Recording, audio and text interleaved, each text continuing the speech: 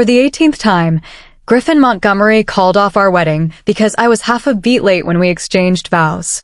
He looked at me with that familiar disappointment. You know I'm a perfectionist. Why can't you just follow the goddamn ceremony flow? If you can't keep up next time, maybe let your bestie marry me instead. Mirabelle Kensington was the undisputed queen of timing around our circle, and Griffin used her as his measuring stick for me. If I walked out of the office building 1 minute later than her, he'd peel away with Mirabelle in the passenger seat. On Valentine's Day, if I stepped into the restaurant even half a pace behind her, he'd offer my candlelit dinner to her instead. If I reached the airport 20 seconds later than her for our holiday vacation, he'd refund my ticket and board the plane with Mirabelle. He'd even canceled our wedding 17 times, and Mirabelle had walked through the rehearsal in my place 17 times. To make the 18th stick, I'd installed countdown clocks all over the banquet hall and rehearsed alone for over 200 nights. But 10 seconds before the oath was due to begin, Mirabelle cut in and blurted out, "I do." Griffin ignored me and the synchronized chime of over 100 clocks around the room. For the 18th time, he canceled the wedding. The truth hit me like a slap of cold air. It was never my timing that was wrong. It was the bride. Fine. If he wanted perfection so badly, I'd give it to him. Griffin took Mirabelle's hand again. Watch closely. We'll show you one more time how it's done. I smiled, then slipped the wedding bands onto their fingers as if I were handing them props. Don't bother. I hope you two have a happy marriage. Silence dropped over the hall like a curtain. Then Griffin's voice cut through. That line isn't in the script. It doesn't count. He shot me a flat glance, annoyed that I'd ad-libbed on my own. I froze for half a second, my eyes stinging. He still thought I was playing along in his little game. My words, my feelings, and my opinions were just glitches he could delete at will. And it wasn't just that line. He'd objected to me choosing tulips for our wedding florals and replaced them with white roses, which was Mirabelle's favorite. He'd cut my childhood friends from the guest list and invited Mirabelle's coworkers as bridesmaids. Even the heirloom wedding gown, passed down through 3 generations of my family, had been replaced with the dress Mirabelle had picked out. Every time I objected, he'd say Mirabelle's choices were simply a better match for his wedding vision. He chose perfection. So my preferences got thrown under the bus. And yet he'd bend that same perfection the second Mirabelle slipped up. Seeing me frozen, Mirabelle laughed and smoothed things over. Don't be so rigid. Sandra meant well. And honestly, I think adding a happy marriage wish makes the ceremony even more perfect, don't you? I was about to tell her there was no point because once Griffin made up his mind, he never looked back. But the next second, he folded under her gaze. Fine, he said with a shrug. Keep it. My fingers curled into my palm. It felt like a tiny sting lodged right in my chest. I'd fought back before, over hundreds of disappointments. But Griffin had never once compromised for me. The ugliest fight was over my mother's bracelet, which was the only heirloom my mother left me. I'd insisted on wearing it so my parents' spirits could, in some way, witness my happiness. However, no amount of reasoning or arguing could budge him an inch. Even when I pretended to back down, only to wear it at the start of the ceremony, he canceled the wedding 5 times in a row to enforce his precious rule. And now, with just one sentence from Mirabelle, the door that had never opened for me swung. It wasn't that he couldn't break his principles. I just wasn't the exception. While I was still dazed, Griffin had already pulled Mirabelle into a stage kiss, nailing the choreography. The crowd erupted. Someone heckled, laughing, "Come on, man, we all know you're crazy about Mirabelle. Do you really need to throw a wedding every few months just to make us third wheels? We've seen this switch-up act way too many times, so next time, try a different show." Griffin didn't answer, but the smile in his eyes said it all. He let the off-script chaos slide. And he let me become the clown swapped out 18 times in the same tired play. I looked around. Every single guest was from Griffin's or Mirabelle's circle. My own close relatives didn't show up because they'd long since been worn thin by 18 rounds of embarrassment and humiliation. No wonder no one even recognized me as the bride. But Griffin didn't realize that even the most dedicated clown gets tired one day. Tired of the costume, of the routine, of being the punchline. and ready to take her final bow and walk off his perfect stage for good. Back in the dressing room, I peeled off the wedding gown. The second I changed into my casual clothes, I could finally breathe again. I was packing up when Griffin and Mirabelle walked in. He looked at me, delivering his usual lecture. You left the stage 5 minutes early, plus you botched the vow timing again. That's -5 points on your wedding performance. Learn from it. Practice another 5 months before the next one. Stop making us clean up your mistakes. Griffin had always used a scoring system to measure how perfect a wedding was. Every point deducted meant another month of practice for me, month after month. Over 18 weddings, I'd waited for him for 7 full years. After 7 years of waiting, I still had no marriage to show for it, and another year wouldn't make any difference. I didn't have 7 more years to waste. And I didn't want to wait anymore. When I stayed silent, he took it as an agreement. Mirabelle, though, looked curious. Wait, you can get points deducted? I thought you only added points, Griffin. What's Sandra at now? My throat went dry. -5. What about you? I'm over 6,000. I froze, rooted to the spot. She must have thought I didn't believe her, because she eagerly shoved her phone in my face, scrolling through her feed. They were all photos of her and Griffin, each with a caption adding up the points. Mirabelle baked perfect cookies. +10. Mirabelle left work right on time. +20. Mirabelle rode in the passenger seat and didn't get wet in the rain. +50. The latest post from 3 minutes ago was, cleaned up Sandra's wedding mess perfectly. +100. The account was a male profile I didn't recognize, but I instantly knew the profile picture. It was the watch I'd given Griffin. Back when I knew he had a separate account for Mirabelle, I'd told myself it was just a rarely used burner. Just him keeping his distance. But now I realized that the account on my friends list that never posted anything was probably his burner. This one, the one he actually used, was his real account. I stared at those blinding scores, my eyes burning so much I couldn't lift my head. 7 years of struggle, reduced to a negative score. It all felt like a joke. Mirabelle must have sensed the awkwardness, because she gave Griffin a quick punch on the arm. Look what you did. Sandra's your fiancée. How can she be at -5? They started bickering over the points. But I quietly pulled out my phone and texted my client. Mr. Pierce, is that offer to transfer me to your overseas branch still on the table? Absolutely. I'm flying out the day after tomorrow. Want to come along? I looked up and caught Griffin's gaze. My heart skipped a beat. But he just frowned and clicked his tongue. Fine. I'll add 5 points back, so you don't keep whining about me being too harsh. Don't wear that dress next time, though, or I'm taking 2 more off. You've worn it a dozen times already. It's old. You should have thrown it out ages ago. His eyes landed on the corner of the gown sticking out of my suitcase. My hand tightened around my phone and I hit send. See you the day after tomorrow. Then I dragged that wedding dress out of my suitcase. Along with every piece of jewelry and clothing he'd picked out for his perfect wedding, I dumped it all into the trash. You're right. Old stuff should have been thrown out long ago. Griffin stared at the pile, a flicker of hesitation crossing his face. Before he could speak, the dressing room clock started chiming. I cut him off. Time for the toast. Any delay and we'll miss the cue.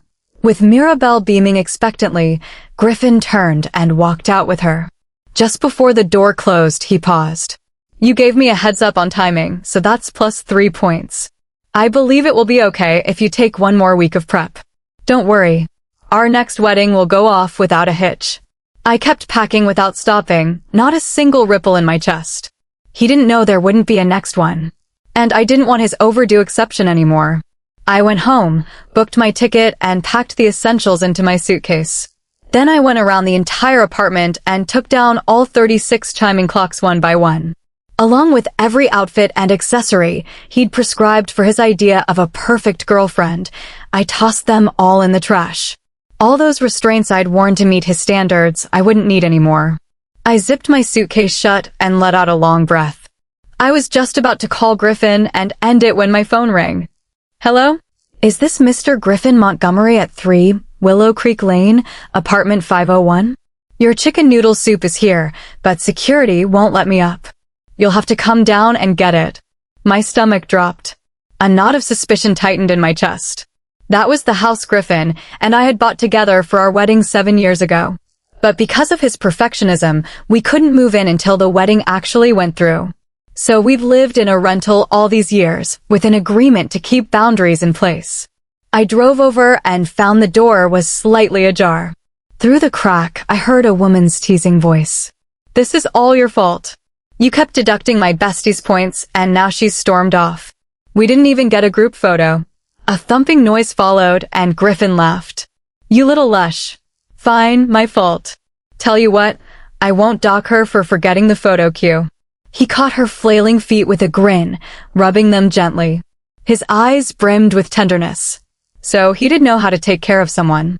But when I'd gotten drunk once and leaned against him, he'd kicked me out of the rental. Told me to sober up outside before coming back in. 14 degrees Fahrenheit. Cold enough that I never touched alcohol again. And now he was crossing every boundary himself, bringing a drunk woman into our dream home, letting her make a mess of everything. I pushed the door open. Griffin's head snapped toward me. A flash of panic crossed his face. When he saw the delivery bag in my hand, his brow furrowed with irritation. According to the Rule 3 of the Perfect Girlfriend Handbook, you should respect my privacy before marriage. Snooping on my delivery. -10. No explanation. Just blame. Something absurd settled in my chest, and suddenly I felt so tired. If two people weren't in sync, every word was just white noise.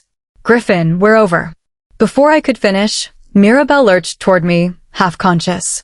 "Don't you dare take points off Sandra." She stumbled, shoving Griffin aside, and grabbed my hands. "Bestie, you didn't even take a picture with me today. Are you mad at me? I didn't mean to steal your wedding. Here, take the ring back. Let's make up." She fumbled with the wedding band, trying to slide it onto my finger, just missing every time. The alcohol smell hit my nose. I tried to pull away, annoyed. Then a sharp sting shot through my fingertip. Griffin shoved me hard, sending me stumbling back. He grabbed Mirabelle's hand instead. The way he looked at me, you'd think I was some kind of monster. "What the hell is wrong with you, Sandra?" The cry caught in my throat, choking me.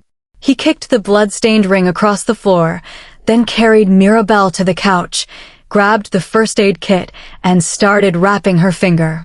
The blood came from my hand. It could have been wiped away in an instant. He wrapped 5 layers of gauze around her wound anyway. Then, as if remembering something, he scooped Mirabelle up and rushed out the door. "I'm taking her for a tetanus shot. You go back to the rental and think about what you did. The wedding's postponed indefinitely until she forgives you."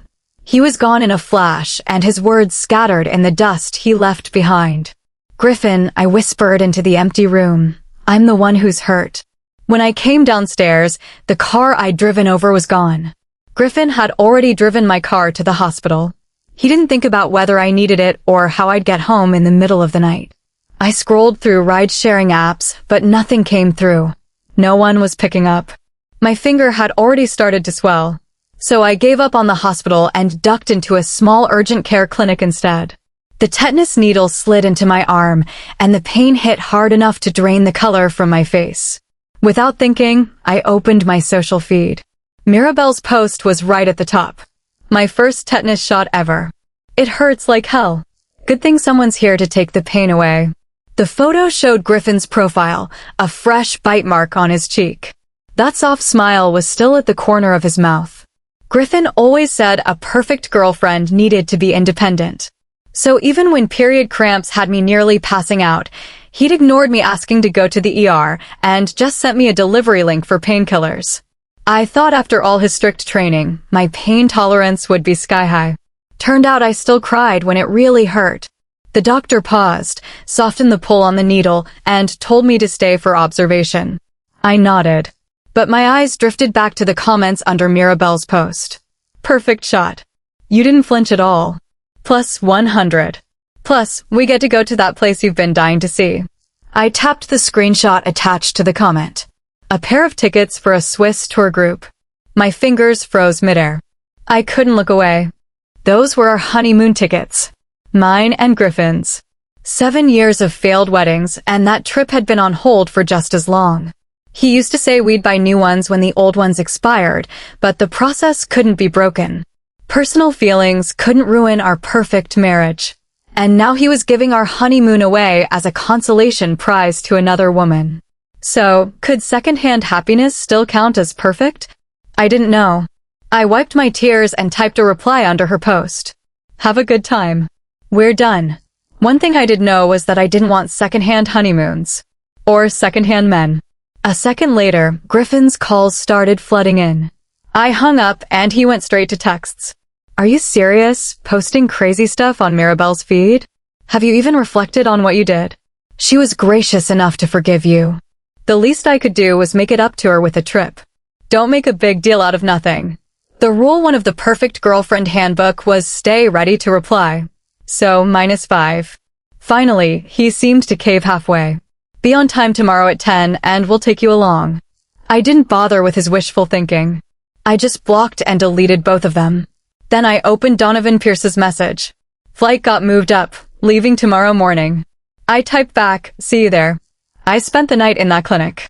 Early the next morning, I took a cab back to the rental. I grabbed my luggage and headed to the airport. While I was waiting for my flight, I saw Griffin staring at me, completely thrown. I glanced at my watch. It was only 7. He opened his mouth, but before he could speak, Mirabelle's voice chimed in from behind him. Sandra, are you coming on the trip with us? She rushed over, dragging her suitcase, clearly just arriving. Griffin swallowed whatever he was about to say. No, he said flatly. She's late again. See? His clock only ever ran on Mirabelle's time. From pushing our meeting back 3 hours to this blatant favoritism right in front of me. He'd never had any intention of letting me into their little bubble. He paused for a beat, then let out a sigh. He reached into his pocket and pulled out the cleaned-up wedding ring, slipping it gently onto my finger. Be easy. We'll be back in 7 days. You get the wedding ready and I'll be there on time. Don't throw a tantrum now, okay? I won't even deduct points for being late. He still thought I was the same Sandra who'd wait around like an idiot, get jealous over him and Mirabelle, and fold the second he threw me a crumb. But he was wrong. When you've made up your mind to leave, even explanations feel like too much. I watched them walk away, then dropped the ring into the trash can and turned toward a different gate. I just moved toward a future without him. 7 days later, Griffin rushed straight from the airport to the banquet hall, cutting it right down to the wire. But the second he walked in, he froze. The hall stood empty. There was no wedding, no guests. A surge of unease washed over him. He grabbed the manager by the arm. Today's Sandra Beaufort's wedding. Where is everyone? The manager looked baffled. Ms. Beaufort? She canceled every single future wedding booking a week ago. I heard she's already left the country. Griffin stared at the manager in disbelief. That's impossible. The wedding was booked a week ago. There's no way Sandra canceled it. He paused, and something clicked behind his eyes. Did she pay you off to mess with me? What? She can't handle a few cancellations, so now she's using some lame going abroad excuse to force me into breaking my rules? Go tell her that if she doesn't have this mess fixed by 10, the wedding gets pushed back another 10 months. The manager gave him a strange look. Before he could answer, a commotion came behind Griffin. Mirabelle had arrived with a whole crowd of her relatives. Griffin, did the ceremony start yet? We're not late, are we? Her eyes swept across the empty hall, and the corner of her mouth curved into a knowing smile. Griffin didn't notice. He figured she was just concerned about her bestie's big day. He pushed down his irritation and spoke gently. No, Sandra's running late. The relatives behind Mirabelle shuffled in, already grumbling. Honestly, Sandra's something else. She didn't even tell us about you and Mirabelle's wedding. We almost missed it. If you ask me, you can't keep an employee that's scatterbrained. Just fire her already. Next time, let Mirabelle handle the invites. No point wasting money on outsiders. Griffin's jaw tightened. His face went cold. All of you should know, he said flatly. This is my wedding to Sandra Beaufort. Mirabelle is here as Sandra's bridesmaid. That's it. You've all been to our wedding many times. How do you not even know who the bride is? The relative let out an awkward chuckle, muttering under his breath. Well, you and Mirabelle walked through that ceremony a dozen times. And every time Sandra showed up, she got replaced. How was anyone supposed to know she was the real bride? Griffin's expression darkened further. Mirabelle quickly stepped between them. Griffin, don't be mad. My uncle just didn't know the situation. Let's go find Sandra. A wedding can't happen without a bride, right? He pushed the irritation down, but something his uncle said snagged in his mind. Sandra didn't notify any of you? Then how did you know to come? Another relative piped up. Mirabelle called us. Honestly, this whole thing feels rushed. No invitations went out, no tables set up. Where are we even supposed to sit? Griffin's stomach dropped. Something was seriously wrong. No matter how much Sandra might be acting out, she'd never let her dream wedding turn into this. No guests, no seating, no reception at all. The whole hall was a ghost town. Like no one had ever booked it. He frowned and called Sandra. But no matter how many times he dialed, it just rang and rang. He switched to text, firing off one demand after another. Sandra, stop messing around. Come out now. The rule one of the perfect girlfriend handbook was always respond. Don't ghost. The relatives are all waiting. Don't drag everyone else into your personal drama. Every message he sent was marked undelivered. He'd been blocked. Panic finally set in. Every time he'd canceled a wedding on the spot before, Sandra had taken it without complaint. She'd just practice harder, push herself further, bend over backward to meet his standards. He'd honestly believed that after she'd waited 7 years, a 7-day trip wouldn't change a thing. He never once imagined she'd just vanish and abandon everything: their wedding, their future, everything they'd built without a second glance. Griffin gripped his phone so hard his knuckles went white, demanding Mirabelle try to reach me. But I'd already blocked everyone connected to them. He had no way to get through. He raced back to the rental in a cab. When he walked in, everything that belonged to me was gone. So clean, you'd think no one else had ever lived there. The landlady showed up, confused. Hey, did you guys leave those things downstairs? Looked like some pretty expensive stuff, so I told the cleaners to leave it. Everything okay between you two? Griffin said nothing. He just bolted down the stairs like a madman. He found things I'd once treasured more than anything scattered everywhere in the trash. Dresses, jewelry, accessories. Every piece he'd picked out for me. Back then, I'd accepted them with a smile, looking at him like he was my whole world. Whatever he chose, I always said, I love it. Then I'd obediently wear whatever he preferred, never touching the styles he hated. But now all his care, all his rules were thrown away into the dumpster. It was only then that Griffin finally understood that I really wasn't coming back. Just then, Mirabelle showed up. She took in the mess, her voice dripping with fake surprise and pity. What happened here? Aren't these all the things Sandra used to love? She tossed everything? Is she still mad at you, Griffin? Griffin hung his head, muttering to himself. No, she wouldn't leave me. Not really. She waited all that time. Maybe this time. Maybe we were finally going to make it. A flicker of triumph passed through Mirabelle's eyes. She slipped her arm through his. She's probably just throwing a tantrum. Once she cools down, she'll come back. But right now, we have to focus on the wedding. The family's all here and you can't just leave them hanging. Let's go back. I already booked a table. If we leave now, we'll still make the timing. Griffin stiffened. There's no bride, he said flatly. What's the point of a wedding without Sandra? Mirabelle cut him off, like it was the most obvious thing in the world. I'll be the bride. Simple as that. When he didn't answer, she pressed on. We've done it a dozen times already. I'm used to cleaning up Sandra's messes by now. Besides, I'm a timing expert, so I can keep up with your pace perfectly. Don't you want a perfect wedding? I'm right here. I'm the perfect. She stopped cold, because Griffin was staring at her with red-rimmed eyes. Pure disgust on his face. It shut down every word in her throat. He let out a bitter laugh. How could you ever compare to Sandra? Sandra is my girlfriend. Whether she nails the timing or not, I'll wait for her. I only did those rehearsals with you because you have a decent rhythm and show her how it's done. How dare you think you could replace her? Mirabelle flinched, stepping back. Her eyes glistened. What do you mean by that? If all that was for Sandra, then what was the point of leaving her behind for me every single time? You gave me her candlelit dinners. You took me on her trips. You picked my flowers, my bridesmaids, my wedding dress. Anyone with eyes could see you were never happy with Sandra. So why can't you just pick me instead? We're the ones who click. I'm the only one who can give you your perfect wedding. With every word out of her mouth, the pain in Griffin's eyes grew deeper. He'd never realized how much he'd hurt Sandra time after time. He'd thought perfection was something they both wanted. That being strict with her mistakes was the right thing to do.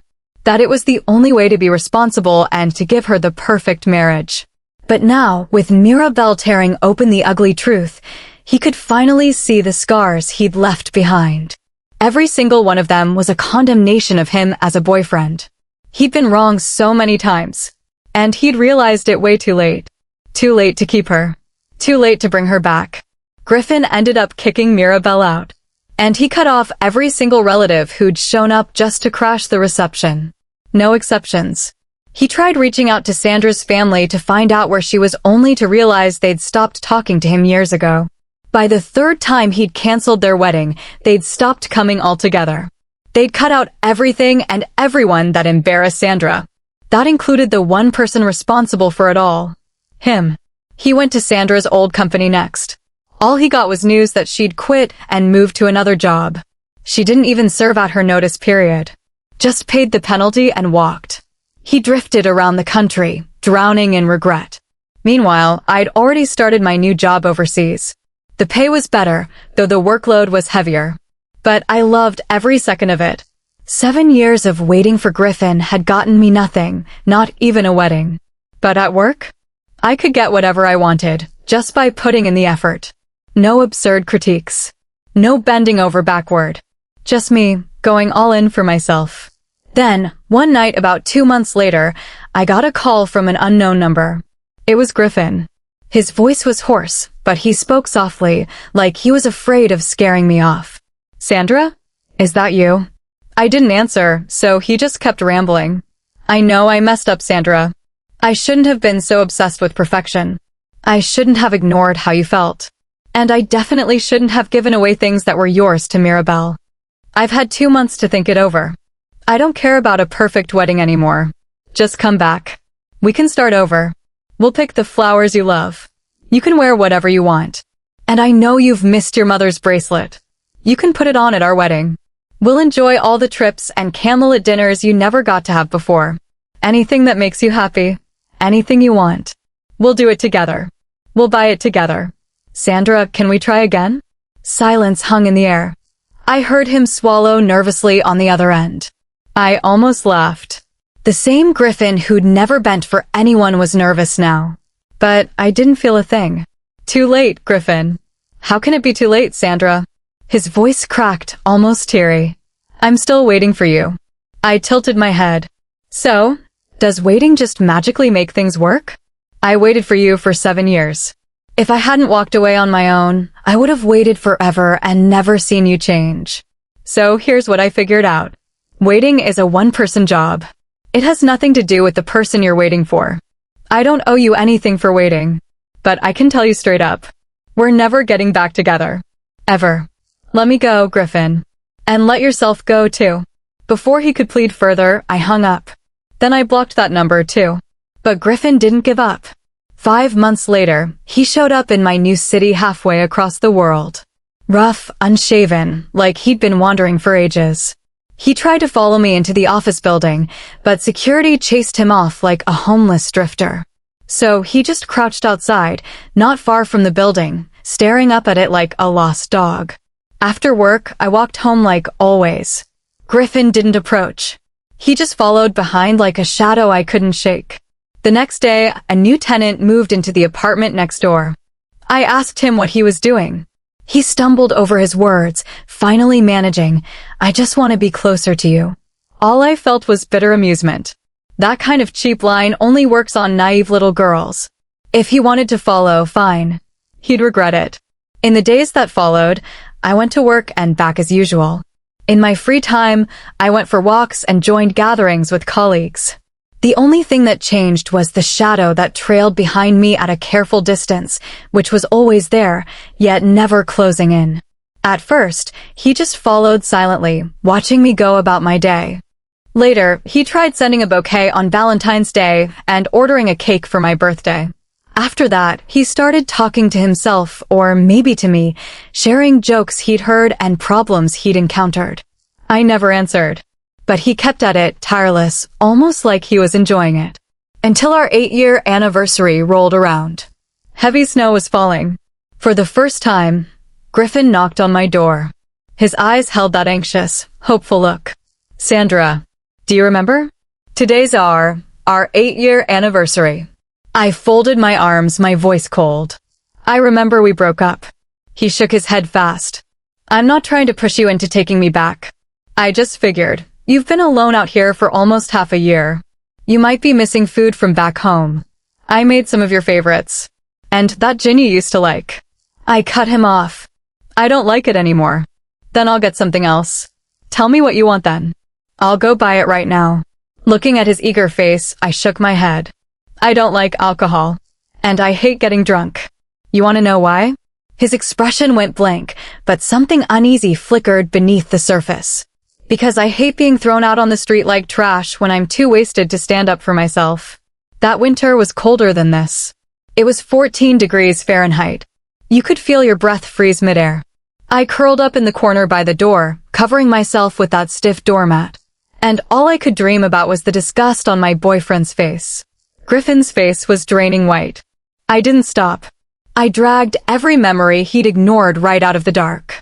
"You didn't pull me back inside until 3 in the morning when you figured I was sober enough not to stumble into you. And I got sick the next day. It left permanent damage. I've been extremely sensitive to cold ever since, especially during my period." He knew what was coming next. He just stared at the floor, too ashamed to look up. I never used to get cramps. So when I did, it felt like someone was ripping me apart from the inside. I was lying there, barely conscious. "And you said I'd missed breakfast prep, -5 points. I could barely breathe from the pain, begging you to take me to the ER. You said I wasn't independent enough, and -10. Then you sent me a delivery link for painkillers. Well, thanks to you, I'm plenty independent now. Even out here, a foreign country, I can figure things out on my own. I cook my own food. I take care of myself. Especially without needing you."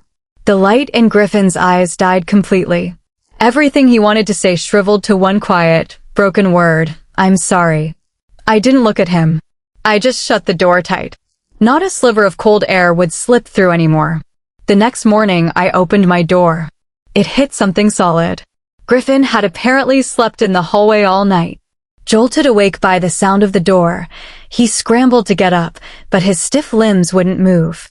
He stumbled and fell back to the floor. He just managed to drag himself out of the way, clearing a path for me. I looked down at him, stone cold.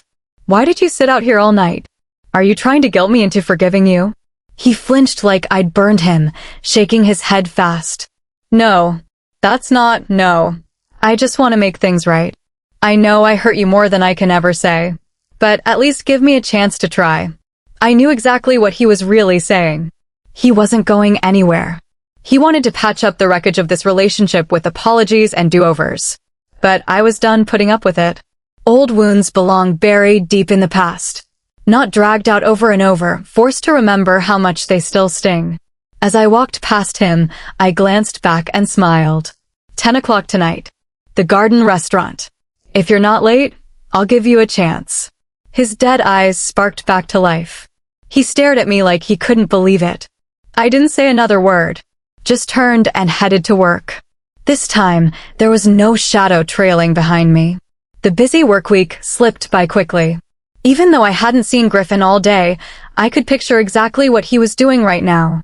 Was fixing himself up like his whole life depended on it. A man dying of thirst in the desert is greedy when he finally spots an oasis. Kind of like the old me, the one who practiced wedding lines over and over, convinced that if I just tried a little harder, happiness was right around the corner. But it was always just a pipe dream. By 7 in the evening, Griffin had transformed. He looked like his old polished self again, slick haircut, tailored suit, crisp and clean. He bought a bouquet of tulips, my favorite, and waited, heart-pounding, for fate to finally cut him a break. But he couldn't even last an hour. His nerves got the better of him, and he headed to that garden restaurant too early. On the way, he ran through his opening lines in his head, practicing his smile. More nervous, more intense than all those wedding rehearsals put together. He was going to nail this, pulling off a perfect reconciliation dinner. He walked through the restaurant doors, beaming. And then he froze. I was sitting across from a man. Dinner was almost over. The smile vanished from his face. He didn't even notice the tulips slip from his hand. He stood there, a few tables away, looking like a kicked puppy. Sandra, why? I wiped a smudge from the corner of my mouth. You're late. He pointed at the clock on the wall, like I'd just said the most ridiculous thing in the world. But it's only 8. We said 10. Before he could finish, my colleague cut in. 10 o'clock? What, you want her to starve? That's when it hit Griffin. I'd tricked him. Just like he used to trick me. I spoke softly, almost gently. So you can tell time after all. But what difference does it make, Griffin? It's too late.